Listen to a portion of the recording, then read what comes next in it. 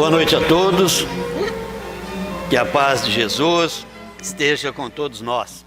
É sempre um prazer retornar a essa casa de oração, rever amigos, conhecer outros, E falar sobre a doutrina espírita, essa doutrina consoladora, que nos traz paz, porque explica para nós de onde nós viemos, porque aqui estamos, a causa dos sofrimentos, para onde nós vamos após o nosso desencarne. Entendemos que Deus misericordioso, justo e bom, dá tudo o que nós necessitamos. E mesmo as horas difíceis, serve para o nosso processo evolutivo, para o nosso melhor entendimento das leis de Deus. E essa é a importância da gente entender bem a nossa doutrina. O Evangelho segundo o Espiritismo é o livro mais lido da codificação, mas muitos de nós ainda temos dificuldades em entender um pouquinho a dinâmica desse livro, essa pérola que nós temos em mãos. Na maioria das vezes a gente pega, abre ao acaso, lê uma parte, reflete e tudo bem. É interessante que faça isso, mas mais interessante ainda é que nós entendamos o fundamento, o início, desde o início até o final, o último capítulo do nosso livro. E eu vou tentar passar para vocês aqui, dentro desses minutos que se seguem, um resumo, obviamente, desse manancial de ensinamento que esse livro nos traz. Então vamos lá.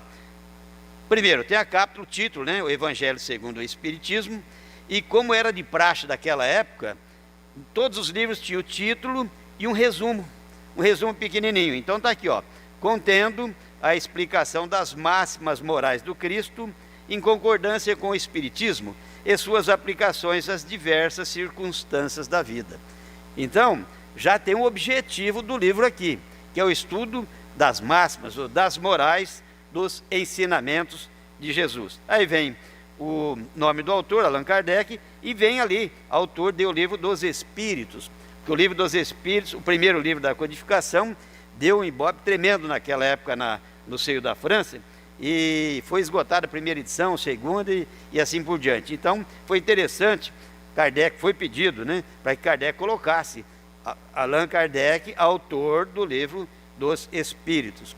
E aí vem uma frase, o Kardec gostava de colocar frases, fé inabalável só é a que pode encarar frente a frente a razão em todas as épocas da humanidade. Mais uma reflexão para a gente, nós temos fé mesmo? Aquela fé, não precisa ser aquela fé que transporta montanhas, mas a fé de entender, de ser resignados aquelas coisas que nós não conseguimos mudar, e ir à luta com fé em Deus, em Jesus, no nosso anjo da guarda, aquelas coisas que a gente pode mudar. Qual o nosso pensamento a esse respeito? Pois vem a editora, a edição. No prefácio há 4 parágrafos, eu vou falar um só. O Espírito da Verdade é que assina embaixo, que, na minha opinião, o Espírito da Verdade ou é Jesus ou alguém da equipe de Jesus. Então está lá, eu vos digo em verdade que são chegados os tempos em que todas as coisas hão de ser restabelecidas em seu verdadeiro sentido, para dissipar as trevas, confundir os orgulhosos e glorificar os justos. Por que o Espírito da Verdade escreveu isso aí? Porque os ensinamentos de Jesus, eles foram desviados, deturpados ao longo dos séculos.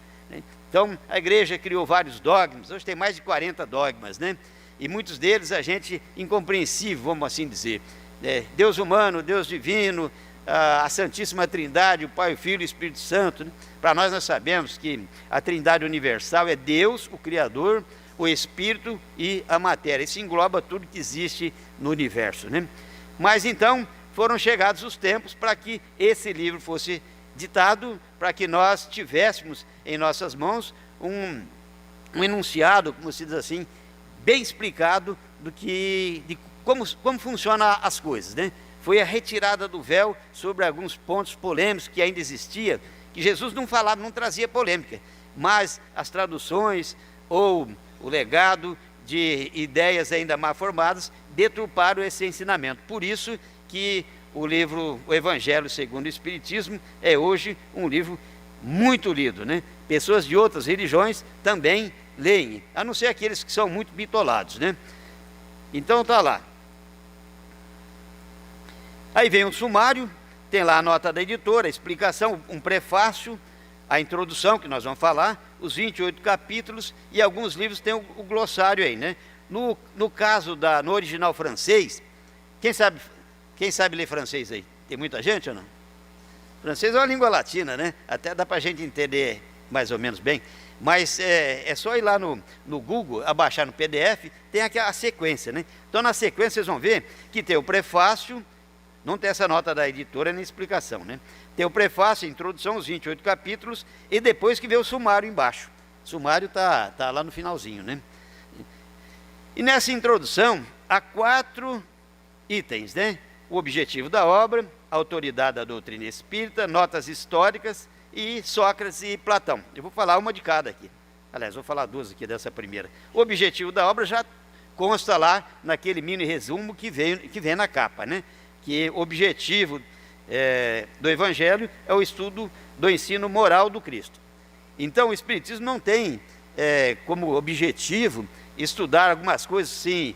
Jesus nasceu lá, ó, em Nazaré ou foi em Belém, conviveu com os essênios ou não, viveu no Egito ou não viveu, Herodes matou mesmo 2.000 crianças, será que tinha tanta criança assim naquela época, né, de 0 a 2 anos? Não, o objetivo do Evangelho segundo o Espiritismo não é isso. O objetivo do Evangelho segundo o Espiritismo é exatamente estudar o ensino moral do Cristo. E depois vem um parágrafo interessante, que muitas vezes a gente lê e passa batido, né? Que, ó, esta obra, o Evangelho segundo o Espiritismo, é para uso de todos, né? Ó, qualquer um pode dela extrair os meios de adequar sua conduta à moral do Cristo. Então você vê, é para todo mundo, não é só para nós espíritas. Aí faz uma menção aqui, ó. Os espíritas, especialmente, encontrarão nela as aplicações que lhe dizem respeito. Por quê? Porque fala de reencarnação, fala de mediunidade, que algumas doutrinas cristãs ainda não entenderam bem, né? Se nós pegarmos outras doutrinas, como o hinduísmo, taoísmo, shintoísmo, tem várias, budismo, né? Que fala de reencarnação de uma maneira natural. E a reencarnação é o quê? É um fato natural. Expressa, obviamente, a justiça divina. Que se assim não fosse, que Deus quer justo que uma pessoa nasce aqui e vive um dia.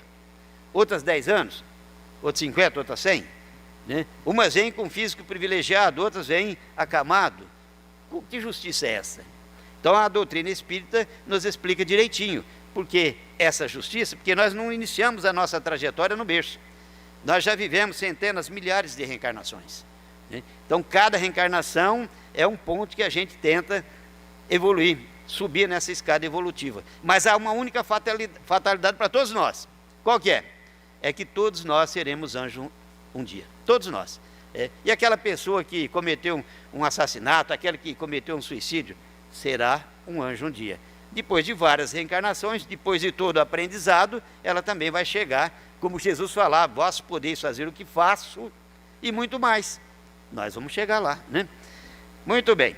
Então, depois tem essa autoridade da doutrina espírita, o controle universal dos ensinamentos dos espíritos. Isso é uma atenção que eu chamo, porque muitas vezes a gente lê alguns livros espíritas, né?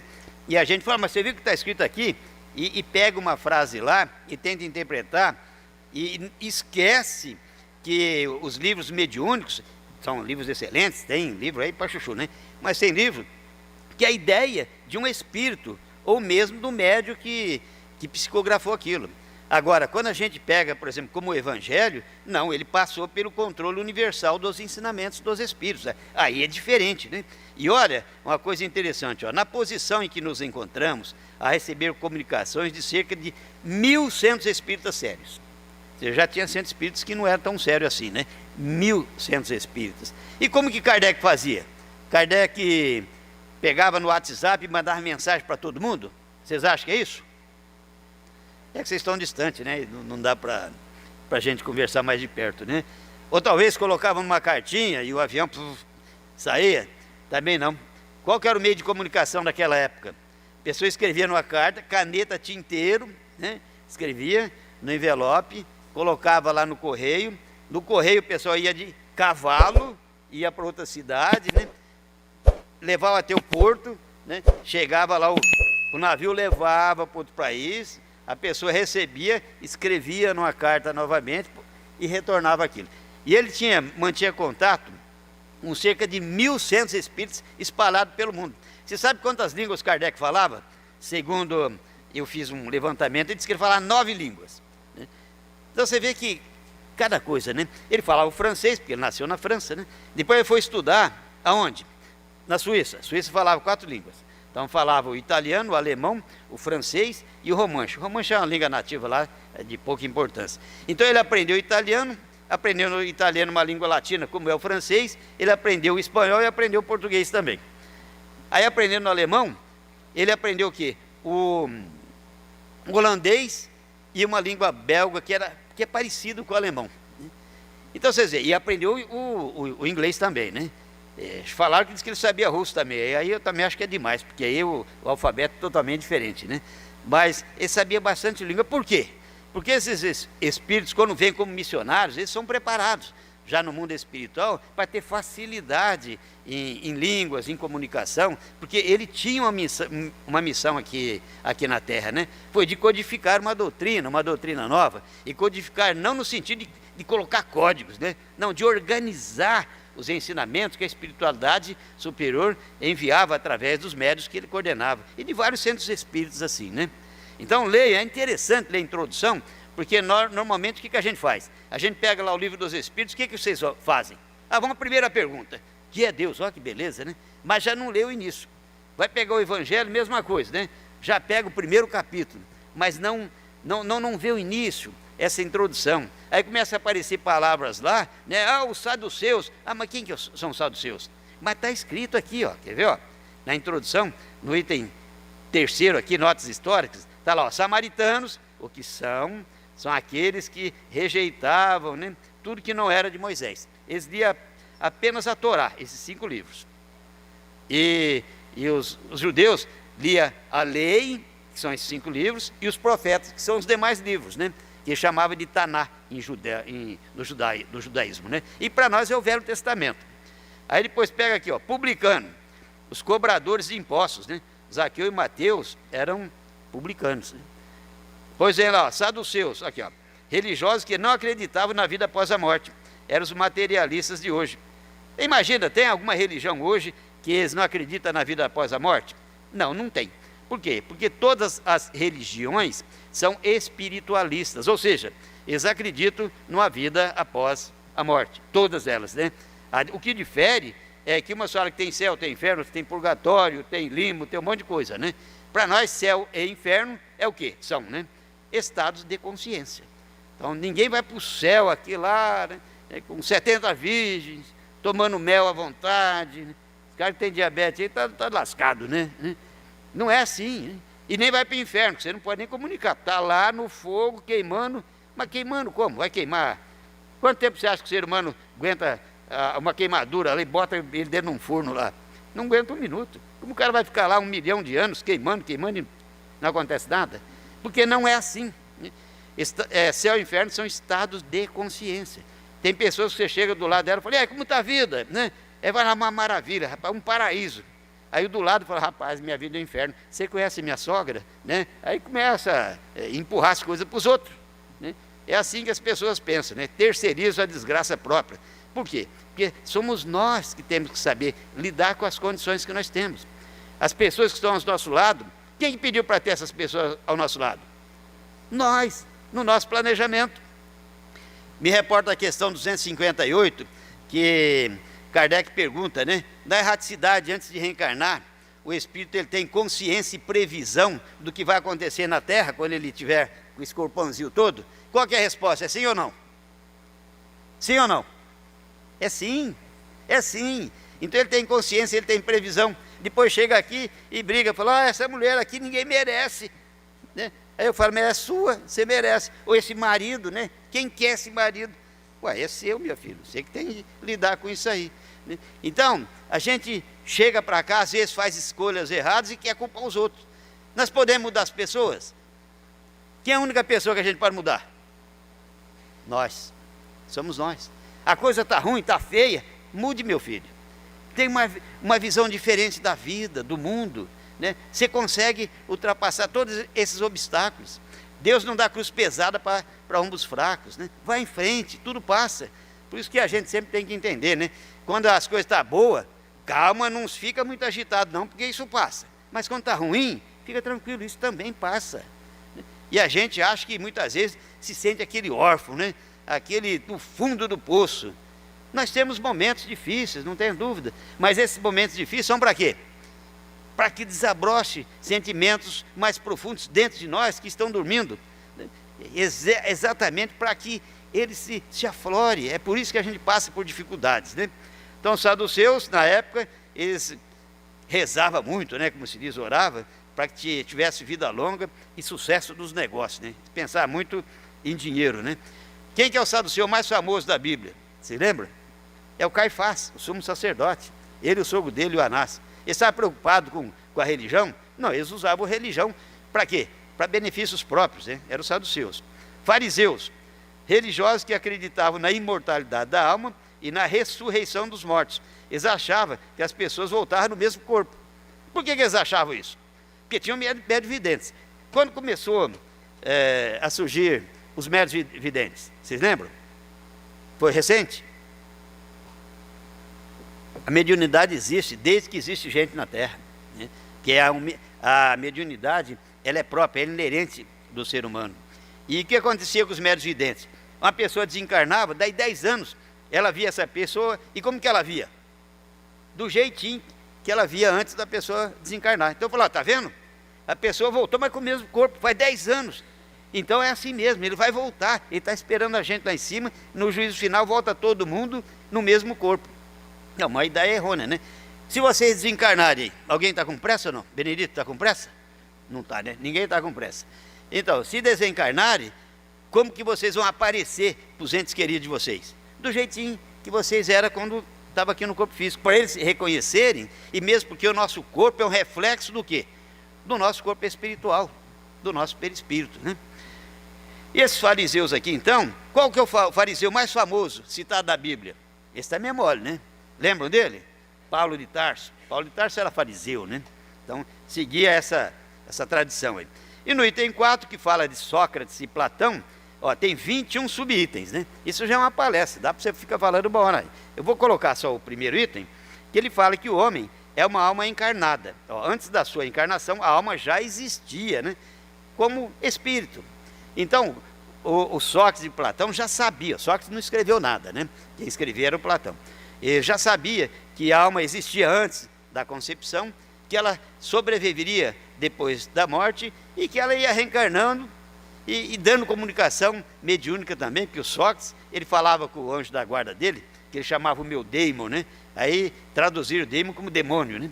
Mas daimon, no grego, quer dizer o quê? Espírito. Pode ser um bom espírito, ou pode ser um espírito não tão bom assim, né? Mas a tradução que foi horrível, né? Virou demônio, e o demônio é aquele que se compraz no mal, né? Mas tudo bem, seja o objetivo de outro tipo de assunto. Depois segue os 27 capítulos, ó, que nos convidam a entender e praticar a mensagem de Jesus. E para concluir, vem as preces. 28, do capítulo 28, né? São 84 preces diferentes, né? Pode falar à vontade, depois nós vamos mostrar aqui um pouquinho de cada capítulo, né? Tem conclusão o livro? Não, o livro não tem, porque é um livro para reflexão. Ao contrário do livro de estudo, que é o livro dos Espíritos, que tem conclusão. O Evangelho não tem, né? Então, no capítulo 1, ó, que normalmente segue esse padrão, eu vou mostrar para vocês aqui, ó, não vim destruir a lei. Tem um ensinamento ou uma parábola. Qual a diferença do ensinamento de uma parábola? Ensinamento, quando ele fala direto, amai os vossos inimigos, é para amar os inimigos, de preferência não tê-los, né? Então, amar o próximo, né?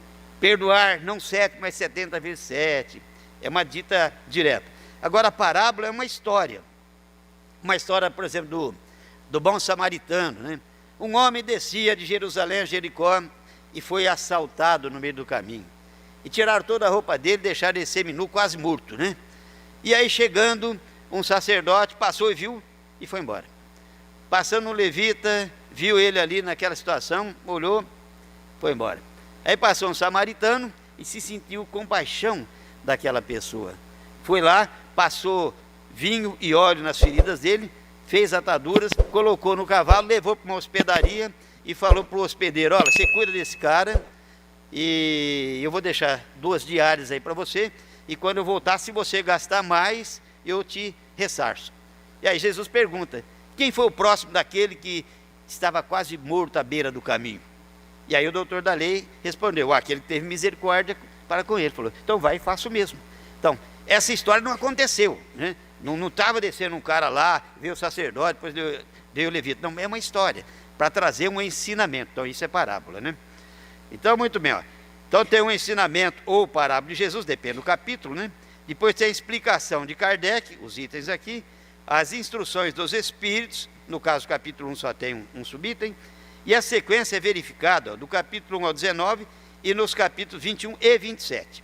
No capítulo 20 não tem explicação de Kardec. Eles faziam a reunião e os espíritos falavam através dos médios, né, o Kardec que preparar um arrazoado de determinado ensinamento de Jesus. Aí Kardec fazia um resumo. E aí a espiritualidade chegava e dava algumas ideias, né? Dava várias mensagens em relação àquele ensinamento. Então, nesse capítulo 20, Kardec achou que os ensinamentos dos espíritos continha tudo que ele tinha escrito ali. Então ele tirou os ensinamentos dele, o resumo dele. E no capítulo 22 a 26, foi o contrário, né? Ele fez um resumo tão bom que a espiritualidade falou: olha, está tão bom o que você fez, que não precisa adicionar mais as instruções dos espíritos. Então, foi assim que foram formados os 27 capítulos, né? O 28 sai desse esquema, porque é coletânea, né? Então, no capítulo 20, os trabalhadores da última hora, então é uma parábola. O reino de Deus é semelhante a um pai de família que saiu de madrugada, saiu na 1ª hora, depois saiu na 3ª, na 6ª, na 9ª, na 11ª. Então isso aqui é uma parábola. Então nesse não tem a explicação de Kardec, mas tem as instruções dos espíritos. E nesse capítulo 22 a 26 é o contrário, né? Tem o ensinamento ou a parábola de Jesus e tem a explicação de Kardec e não tem as instruções dos espíritos. Então, como eu vou falar aqui, e eu tenho um tempo determinado para falar, depois da nossa fala, se alguém quiser questionar algumas coisas, aí a gente conversa. Então, esses 28 capítulos, eles estão divididos em 7 blocos. Ó, o primeiro bloco fala as premissas do Espiritismo. Premissa quer dizer o fundamento, as bases da doutrina espírita. É constituído pelo capítulo 1 ao 4. Depois, do 1 ao 4. Depois, no bloco 2, é como estamos. Bloco 3, como proceder. Bloco 4, ideal a atingir. O 5, as dificuldades, a diretriz e a coletânea. Então nós vamos falar um pouquinho sobre esses 28 capítulos, para ver se estimula vocês, a que vocês, quando começarem a ler novamente o Evangelho, já leia desde o comecinho, né? Muito bem. Então, capítulo 1, aliás, o bloco 1, são as premissas, os fundamentos, as bases da doutrina. Então, capítulo 1, não vim destruir a lei. Mostra o progresso do pensamento religioso. Fala de Moisés. Moisés trouxe o quê? A primeira revelação, né? Os 10 mandamentos, escrito na pedra, como se diz, escrita direta, né? E Moisés mostrava um Deus o quê? Um Deus que dava privilégios a uma nação. Ele tinha essa preferência, eles eram um povo escolhido, porque era essa ideia que eles tinham naquela época. Moisés viveu mais ou menos 1.300 anos antes de Cristo. Depois Jesus vem, né, e traz a segunda revelação, a lei do amor. E aí vem o Espiritismo, né, que não é personificado em uma pessoa, mas é a doutrina dos Espíritos, né, que já mostra Deus como o nosso Pai, misericordioso, justo e bom. Então, é a revelação espiritual para que a gente entenda, né, o porquê nós estamos aqui no mundo corpóreo e que nós retornaremos um dia ao mundo espiritual. Eu sempre falo aqui, pelo jeito, quem que é o mais jovem aqui? Acho que ninguém tem menos de 20 anos, né? Não adianta erguer o braço aí que não tem, não. Então, daqui 100 anos, quantos de vocês estarão aqui nesse corpo? Nenhum. Nem vocês, viu? E o pior, que nem eu, né? Não estaremos aqui. Iremos para onde? Iremos para o mundo espiritual. É lá que é a verdadeira vida. Aqui nós estamos fazendo estágio, né? Temos que fazer um estágio meia boca, né? Mas a ideia não é essa, né? A ideia é que nós aproveitamos esse nosso estágio aqui, quer seja de 10 anos, de 20, 50, de 100 e assim por diante. Então, Essa mostra aqui o nosso pensamento em relação a Deus. Depois, vem o capítulo número 2, que é: o meu reino não é deste mundo. Fala da vida no mundo espiritual, a imortalidade do espírito e a comunicabilidade entre os dois planos. Vocês vê, sabe qual que é o último item que tem nesse capítulo 2? Vocês fizeram aqui a maioria desses capítulos recentemente, deve ter feito, né? O capítulo 2 é uma realeza terrena. É uma realeza terrena ou terrestre? Acho que é terrena. Então o que ela conta? Ela conta que ela era rainha aqui, quando ela desencarnou, o que ela achava? Vou chegar lá, vai ter um palácio me esperando, né? E chegou lá, o serviçal dela, mais humilde, estava mais bem situado do que ela, que era rainha. Então ela dá a comunicação, ó, e mostra que o espírito é imortal, porque ela continua, e ainda dá a comunicação aqui, né? A gente quebra o queixo, né? Nós espíritos, nós temos que tomar cuidado também, né? Porque tem alguns relatos de espírito que chega do outro lado e fala assim: mas cadê, onde que está aqui a minha casa, o pessoal? Eu sou espírita, eu palestrava lá, fui presidente do centro, coordenei a sopa, né? Tem a história do Belarmino Bicas. Você lembra dessa? Está em Cartas e Crônicas, né? Se não me engano é capítulo 16. E vocês dão uma olhada lá, do irmão X. E ele, quando chegou no mundo espiritual, ele chegou cheio de graça, né? Falou: eu fui dirigente espírita, coordenador de trabalho, dava sopa, né? Coordenador de grupo mediúnico. E aí? Aí mostraram para ele: mas aqui, você não está com aquela bola não, meu filho. Inclusive, você tinha um planejamento de desencarnar com 80 anos. Desencarnou com quanto? 58. Perdeu 22 anos. E por que ele perdeu esses anos? Mau humor. Tem alguém mal-humorado aqui ou não? Metido? E eu não valho, né? Para vocês. Não tem? Aquele cara melindroso, que quando qualquer coisinha que fala, ele já fala: é para mim, mas eu pego esse cara. A primeira oportunidade. Tem alguém aqui ou não? Aqui não tem, né? Que beleza. Então assim, a gente tem que tomar cuidado com as nossas atitudes, com as nossas palavras, né? Sejamos donos do silêncio para não sermos escravos das nossas palavras, né? Então, muito bem. Aí vamos lá. Há muitas moradas na casa de meu pai. O capítulo 3 fala da pluralidade dos mundos habitados. Essa é uma coisa interessante. Eu converso com amigos de outras doutrinas, né? E você fica: mas como que pode as pessoas pensarem desse jeito? Eu dou uns exemplos numéricos só para dar nó na cabeça de vocês aí. Eu fiz uma cola aqui, né? Então, quem não cola não sai da escola. Quantos planetas nós temos no sistema solar? Esse dá para vocês saberem. Faz assim, Lembra? 8 planetas. 8 planetas. Nós temos Mercúrio, Vênus, a Terra, Marte, cinturão de asteroides. Aí nós temos Saturno, Urano, Netuno, né? Saturno, é isso. São 8. E a Terra, vocês acham que a Terra é uma estrela grandona, comparado com outras estrelas? O Sol, né? O Sol é uma estrela de quinta grandeza, ou seja, é uma estrela pequenininha. Sabe quantas estrelas tem na nossa galáxia, a Via Láctea? 200 bilhões de estrelas. E a maioria é maior que o Sol. E todas elas sendo orbitadas por 8, 10, 15 planetas. Então veja bem, 200 bilhões de estrelas na nossa Via Láctea. Se nós colocarmos 10 planetas, vai ter 2 trilhões de planetas, concorda? 200 bilhões vezes 10 dá 2 trilhões de planetas. Sabe quantas galáxias tem estimada pelo telescópio, né, James Webb? 3 trilhões de galáxias.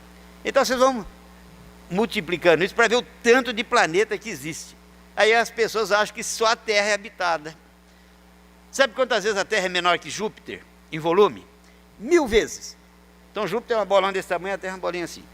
1000 vezes. E a gente acha que só nós aqui somos habitados, só a Terra. E que nós estamos com a bola toda, né? Tem a pergunta 55 que fala: todos os orbes que circulam no espaço são habitados? E qual a resposta? É sim ou não? Sim.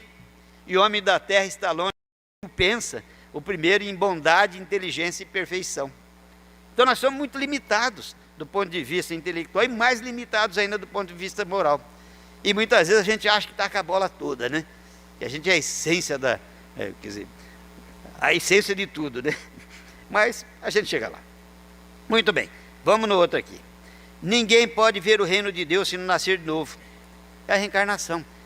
Constitui a base do Espiritismo. Olha aqui para vocês verem, Então a base do Espiritismo está sentado nisso, a existência de Deus, misericordioso, justo e bom, a imortalidade da alma, a comunicabilidade dos espíritos, a reencarnação e a pluralidade dos mundos habitados.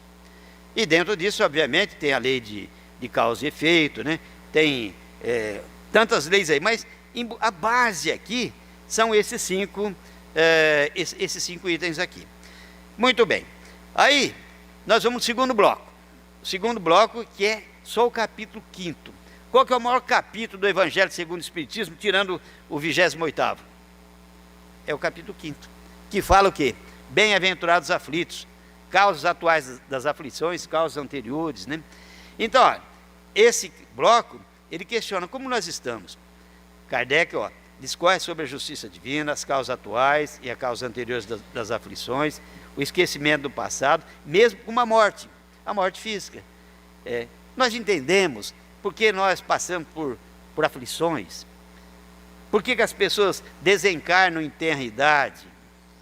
Muitas vezes eu sou muito questionado quando eu dou palestra. Olha, eu tenho um filho que ele desencarnou com 5 anos, com 10 anos, né? Por que isso aconteceu? Se nós nos reportarmos a questão 199 do Livro dos Espíritos, está lá. E as pessoas que morrem, né? Essas mortes prematuras que está aqui, né? Então elas vêm para terminar uma reencarnação anterior que não foi terminada a contento. Pode ser, essa é uma das possibilidades. E o pai e a mãe? O pai e a mãe vêm como prova, ou participaram daquela vida anterior, mas essa é uma possibilidade. Mas então o que a gente tem que entender é que tudo está dentro do nosso planejamento. O que não está dentro do nosso planejamento é isso aqui, o suicídio. Ó. Vocês acham que alguém, quando vai reencarnar, tem no planejamento dele cometer o suicídio? Ninguém. Ninguém. Mas sabe que existe essa possibilidade. Mortes antecipadas. A morte antecipada, essa talvez seja a que predomina, né? O cara come demais, já tem diabetes, aí chega e arrebenta a boca do balão, né? Usa droga, né? Bebe, que é uma coisa, né? Tem alguém que bebe, não é água não, viu? O que eu estou falando é cerveja, essas coisas erradas aí, né? Então enche a pança aí, depois chega do outro lado, chega de fogo do outro lado, né? E aí? Essa é a morte antecipada. Poderia ter vivido muito mais, né? Tem até uma história que diz que a mulher estava perturbando ele, e é que vocês mulheres falam o contrário, que era o homem que estava perturbando, né? E falou, você tem que ir ao médico fazer um exame do fígado, porque você não anda bom, está bebendo demais, você acho que detonou seu fígado. Fizeram o exame, chegou o resultado, o cara já, numa fogueira desgramada, né, disse que olhou e falou, tá vendo bem aqui, ó, que o resultado meu, né, é sorriso simpático. Mas você vai fazer exame de fígado, dar sorriso simpático? Aí disse que a mulher foi, pegou o exame e falou, bem, nem nesse tá sabendo, né, é cirrose hepática, né? Então vocês veem como que a coisa funciona, né? Então, a gente tem que tomar cuidado. Então, ó, a gente morre também, essas mortes prematuras de crianças, mortes violentas, morte por doença, morte por velhice. Todo mundo quer morrer velhinho, né? Igual Chico Xavier, 92 anos. Gente, eu estou descansando um pouco, aguento o tranco, vai na cama e apaga. Isso também acontece, né? Mas tem pessoas, eu dei uma palestra ontem em Pereira Barreto, falei sobre Bezerra de Menezes. Olha que Bezerra de Menezes trabalhou também, né? E ele chegou, teve um AVC em janeiro de 1900, ficou acamado 3 meses. Só mexia os olhos, não mexia nada, né? E aí ele desencarnou, né? Então, não é assim, porque o espírito é mais elevado, ele vai desencarnar tranquilamente. Não, não é assim não, né? Depende do nosso planejamento, como nós escolhemos a nossa vida. Chico Xavier passou um bocado ali, né? Tinha um olho meio estranho, teve problema de coração, teve vários problemas, né? Mas ele que pediu isso. Ele falou, eu quero vir desse jeito para mostrar às pessoas que, mesmo com todas as dificuldades, eu posso ajudar muitas pessoas. E a gente vem com poucas dificuldades e não quer ajudar ninguém. Não é assim? A gente tem que melhorar um pouco, né? Muito bem. O Cristo Consolador é o bloco 3, é como devemos proceder. Olha o que Jesus fala. Vinde a mim todos vós que estáis aflitos e sobrecarregados, e eu vos aliviarei. Eu sou o caminho, a verdade e a vida, ninguém vem ao Pai senão por mim. Não vos deixareis órfãos. E a gente muitas vezes acha que não tem mais ninguém, eu vou me apegar a quem? Pô, nós temos Deus, que é o nosso Pai. Jesus, o nosso irmão maior. O nosso anjo da guarda está com a gente 24 horas, não é? Mas a gente acha que não, que nós estamos órfãos. Ninguém olha por nós, né? O vizinho não gosta, o marido não gosta, o esposo, os filhos não gostam. Na repartição todo mundo me olha atravessado. Então, a gente tem que mudar a nossa visão da vida. Não é assim, né?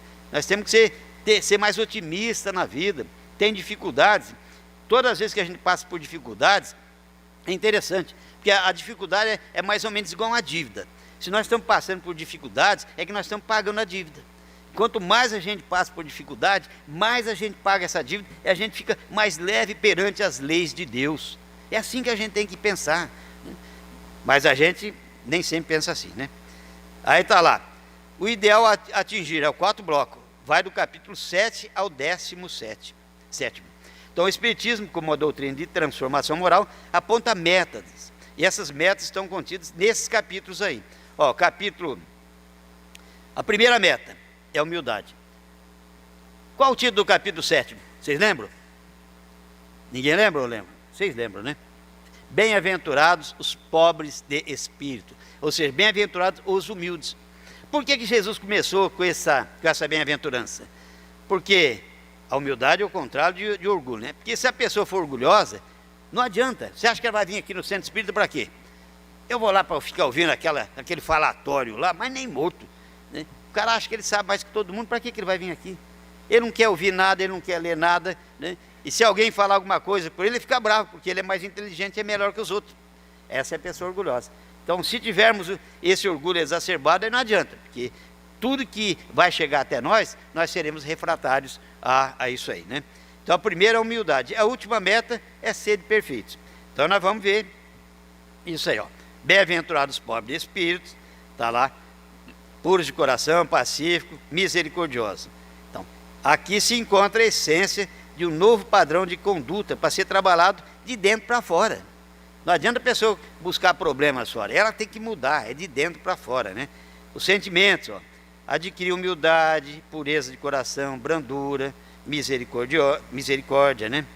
Depois vem o 11º e o 12º. O 11º é até relativamente fácil, né? Amar o próximo como a si mesmo.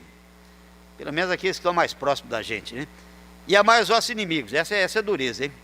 Tem alguém que tem inimigo aí ou não? Ninguém? Ó, que bom. Só uma pessoa. E a partir de amanhã também não vai ter. Tá bom?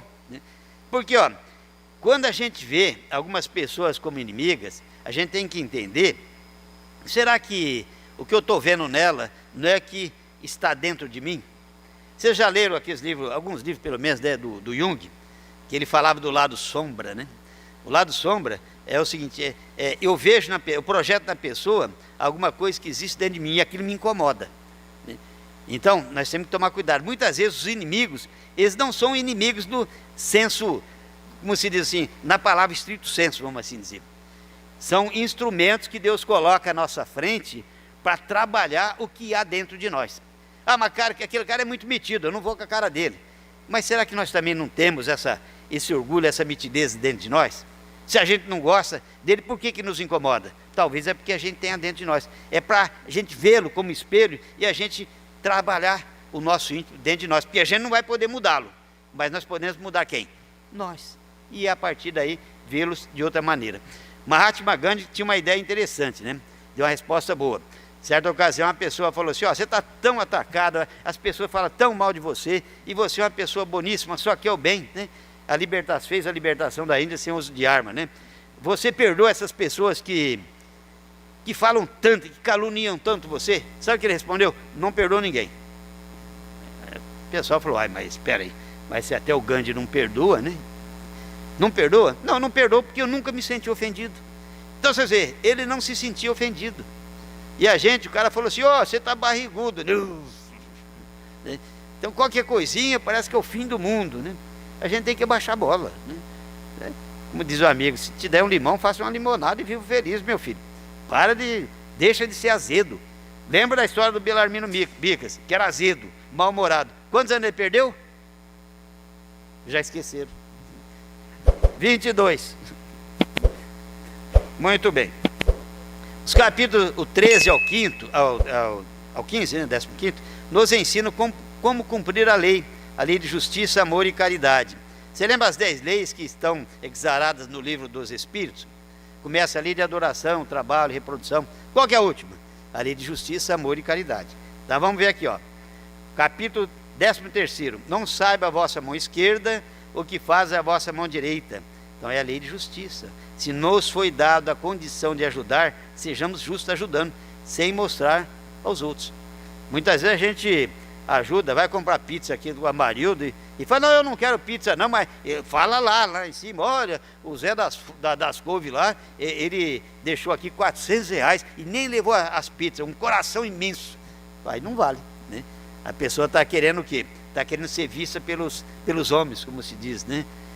Então chega e fala assim, ó, Amarildo, eu deixar aqui R$200, são 5 pizzas, né? E as pessoas mais pobres que tiverem por aí, você encaminha, não precisa falar meu nome, esquece. Assim, aí tudo bem, né? Mas fala meio baixo também, não precisa falar tão alto, né? Muito bem, depois o 14º, honrai vosso pai e vossa mãe, a lei do amor, né? As primeiras pessoas que a gente conhece, que a gente vê, né, são nossos pais. Não adianta a pessoa falar assim, olha, eu lá na minha repartição sou amigo de todo mundo, que beleza. Lá no centro espírita, olha, uma maravilha. Mas o meu problema em casa, olha, meu pai, minha mãe, meus irmãos, esposa, filho, olha, não dá para aguentar. Está nadando contra a maré. É preferível ele não ter amigo aqui e ter os amigos dentro de casa, porque o maior compromisso nosso é com quem? Os nossos entes queridos. Com as nossas mãe, pai, irmãos, esposa, esposo, filhos. Esse é o nosso maior compromisso. E é lá que tem as pessoas que nós temos que aparar estas, né? Quando a gente reencarna tem essa, né? Eu quero vir com um monte de amigo lá. Sim, mas você vai vir com alguns que não são tão amigos assim. Por quê? Porque o objetivo nosso aqui na Terra é nos confraternizarmos, lapidar os nossos defeitos, saber relacionar com as pessoas. O problema grande nosso é essa dificuldade que a gente tem de relacionar. Mas meu vizinho, todo dia ele põe a lixo lá na frente da minha casa. Vai e limpa, quem sabe ele vendo o seu exemplo, ele aprende e começa a fazer o mesmo do outro lado. Então a gente tem que dar a nossa contribuição. Nós já temos um entendimento razoável das leis de Deus, diria até um entendimento bom, né? Para saber que aquelas pessoas que estão ao nosso lado não está ao acaso, não. Muitas vezes a pessoa fala, mas na minha família eu caí de paraquedas. Não, meu filho, para com isso, né? Isso aqui lá foi muito estudado, anos e anos, e com convivência. Os pais reencarnam, no sono volta ao mundo espiritual, conversa, tem tudo um trabalho em torno desses renascimentos, da família, né? A família é muito importante, né? Fora da caridade não há salvação. Salvação no sentido de evolução, né? É a lei de caridade, né? Não é só a caridade material. Uma palavra amiga, um bom conselho, um sorriso. Tem tantas pessoas carentes de conversa, né? Às vezes a gente sai para ir naquelas visitas fraternas, e você, a gente está aí há muito tempo indo, e às vezes você nem consegue conversar muito, porque a pessoa quer conversar, ela tem carência de conversa, de afeto. Então fala, meu filho. Aí fala, né? Olha, eu casei há 50 anos, aconteceu isso, e conta aquela história toda, né? E a gente tem que ouvir. A gente vai lá para ouvir, né? A gente não vai falar, não, pode parar, isso você já falou ontem, né? O idoso, aí depois que passa de 70, ele repete um montão de coisa e vamos que vamos, né? Eu já estou chegando lá, então também vocês tenham paciência comigo. 16, não se pode servir a Deus e a mamão. Então nós somos uma sociedade adoradora de mamão, né? Mamão quer dizer dinheiro, poder, né? Então hoje existe a predominância da vida material sobre a vida espiritual. A gente inverte os valores, né? É óbvio que nós precisamos de dinheiro, a gente vive, tem que se manter, tem uma família por trás disso, mas não devemos esquecer nunca que nós vamos viver aqui nesse corpo, como eu disse, até 100 anos, vamos até esticar um pouquinho, mas o nosso espírito vive quanto tempo? É imortal.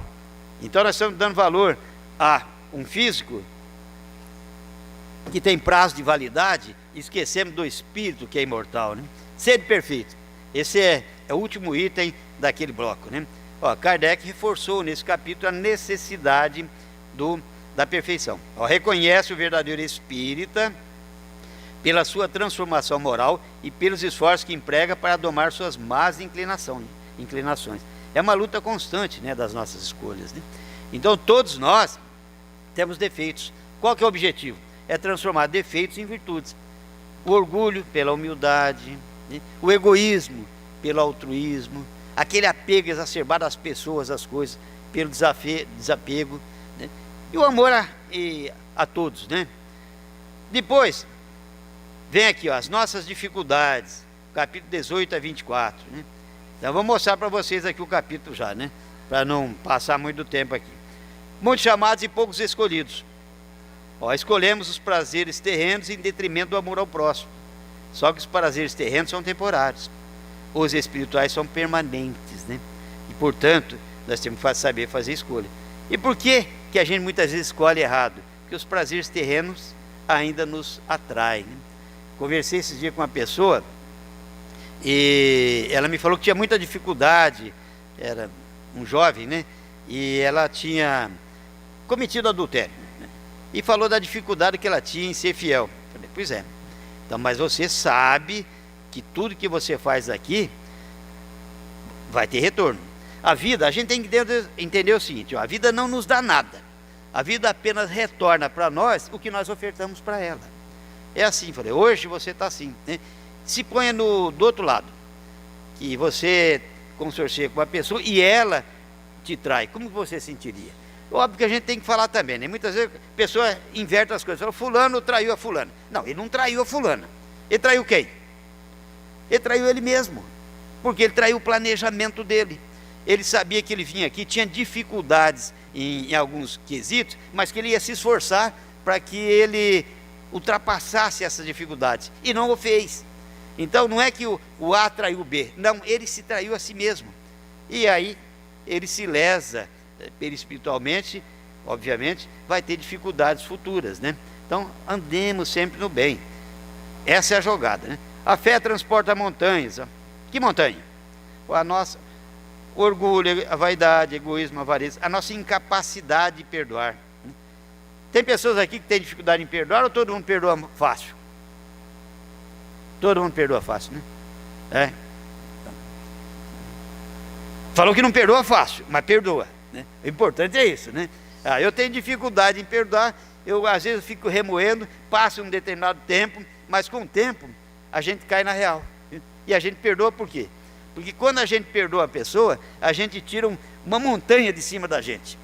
É essa a ideia. Ah, mas se eu pedir perdão para ele não me perdoar, aí o problema é dele. Você fez a sua parte, né? Muito bem, os trabalhadores da última hora, então Jesus dividiu o dia em 12 horas, né? Tem aqui a primeira hora, a terceira, a sexta, a nona, 11ª. Teoricamente a primeira hora é quando começaram as civilizações, há mais ou menos 10 mil anos antes de Cristo. A terceira hora aqui é mais ou menos 4 mil anos antes de Cristo, com a escrita, né? O surgimento da escrita, o mundo passou de mundo primitivo para o mundo de expiações e provas. Depois vem a sexta hora com a chegada de Moisés, a primeira revelação, chegada de Jesus a segunda, na nona, e 11º a chegada da terceira revelação com a doutrina espírita, né? Cada uma com as suas, trazendo o que era, o que deveria ser trazido naquela época. Vai haverá falsos cristos e falsos profetas. Vocês veem na televisão, tem um pessoal que fala bem, hein? Os caras capricham, né? Pega a Bíblia lá, fala direitinho, tudo decoradinho, às vezes leem, mas sempre não esquece de um detalhe, né? Não esqueçam de pagar o dízimo. O dízimo é muito importante. Eles batem muito nessa parte da prosperidade material, né? E muitas vezes nós ouvimos eles, né? Ó, é o cordeiro vestido aqui de sei lá do que, né? Não separeis o que Deus uniu. Ó, diz respeito à responsabilidade que temos um com o outro, sobretudo na relação afetiva e o valor de família, né? Tipos de casamento. Sabe quais os casamentos que mais ocorrem? São os provacionais.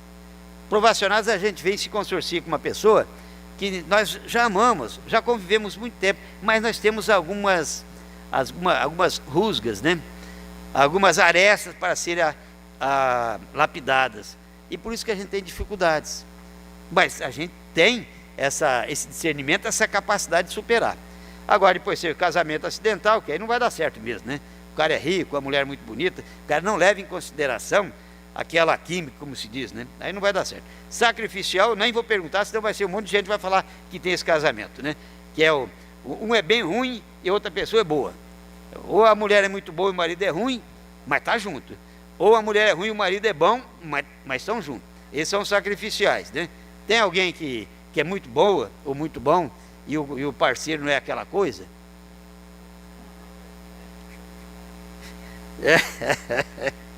Almas afins. Almas afins é interessante, né? O pessoal vê o cara caminhando, né? Cara, 50 anos de casado, mãozinha dada, aí um desencarna, na outra semana outro vai também. Parece que não consegue viver sozinho, né? São casamentos afins. E transcendentes são que eles vêm para trazer uma mensagem, né? Kardec, Amélie, seria um exemplo, né? Estranha moral ou moral estranha, né? Esse é um capítulo que Kardec abriu, o 23º, interessante, né? A gente tem que ler com cuidado isso aqui, ó. Ó, cuidado, não interprete o evangelho ao pé da letra. Presta atenção, contextualiza e dá os exemplos. Eu não vou ler aqui muito porque nós já estamos num tempo meio bravo ali, né? Mas depois vocês dão uma lida direitinho, né? Isso aqui o Claudião está gravando e depois vocês vão ter para dar uma olhada direitinho nisso aí. Não coloqueis a candeia debaixo do alqueire, quem sabe vem e explica para os outros. Vocês têm lá, estava ensinando as crianças, os jovens, é isso aí mesmo, né? Então não coloqueis a candeia debaixo do alqueire. Nossa diretriz, ó, apontou as dificuldades, agora vai apontar o caminho. Ó, capítulo 25, buscar e acharia. O que nós devemos buscar? Ó, buscar em primeiro lugar o reino de Deus, a sua justiça. E todas essas coisas vos serão dadas de acréscimo. Mas a gente busca primeiro o quê? A gente procura primeiro o dinheiro, o poder, esquece, né, das coisas de Deus, como se diz. A mediunidade, dá de graça, o de graça recebesse. Você lembra? Tem recentemente, não tão recente, né? Aquela pessoa famosíssima, né? Foi presa, um monte de coisa, né? Por quê? Não estava dando de graça, né? E cultivando o hábito da prece, pedir e obter. A gente tem que saber o que a gente pede, né? Muito bem, aí Kardec conclui o livro com o Evangelho, com consoladores poemas, exaltação à prece. São 84 tipos de preces. Olha aqui, ó. Vou até mostrar ao final. Prece de uma maneira geral. Às vezes a gente fala assim, viu, marido? Às vezes você pega numa reunião e fala, olha, quem vai fazer a prece inicial para nós? Ah, você faz. Não, eu não, porque eu. Não, vem e faz. Ah, não, mas não sei fazer. Ó, aqui, nessa coletânea de preces, tem lá, prece geral, para a abertura de uma reunião, para finalizar uma reunião, para agradecer uma graça que recebeu. E depois tem prece para nós mesmos, né? Fortalecer, tirar nós dessa ignorância, vamos assim dizer, né? Prece pelos encarnados, desencarnados, doentes e obsediados. Tem tudo aí, né? Tem prece para todo lugar, é só você dar uma olhadinha lá, ver como está escrito lá, né? Interessante isso aí, mas muitas vezes a pessoa passa isso batido.